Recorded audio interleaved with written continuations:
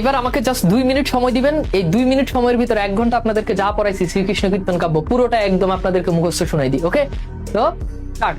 শ্রীকৃষ্ণ কীর্তন কাব্য বাংলা সাহিত্যে মধ্যযুগের প্রথম রচনা। শ্রীকৃষ্ণ কীর্তন কাব্য বাংলা সাহিত্যে দ্বিতীয় গ্রন্থ। শ্রীকৃষ্ণ কীর্তন কাব্য বাংলা সাহিত্যে প্রথম আখ্যান কাব্য।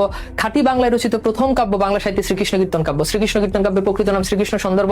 শ্রীকৃষ্ণ কীর্তন কাব্যটি রচিত হয়েছে ভাগবত ও জয়দেবের গীত গোবিন্দ অনুসারে। শ্রীকৃষ্ণ কীর্তন কাব্যের খণ্ড সংখ্যা রয়েছে 13টি, পদের সংখ্যা রয়েছে 418টি। শ্রীকৃষ্ণ কীর্তন কাব্যের সংস্কৃত শ্লোকের সংখ্যা রয়েছে 161টি। শ্রীকৃষ্ণ কীর্তন কাব্যের গঠন রীতি নাটগীতি। শ্রীকৃষ্ণ কীর্তন কাব্যের ছন্দ পয়ার ও ত্রিপদী ছন্দে রচিত। শ্রীকৃষ্ণ কীর্তন কাব্যের মুখবন্ধ লিখেছেন রামেন্দ্র সুন্দর ত্রিবেদী। শ্রীকৃষ্ণ কীর্তন কাব্যের পুঁথিকাল বিষয়ক নিবন্ধন লিখেছেন রাখাল দাস বন্দ্যোপাধ্যায়। এই কাব্যটি প্রায় 500 বছর পর আবিষ্কৃত হয়েছে। এই কাব্যের রচনাকাল 14 থেকে 16 শতাব্দী পর্যন্ত।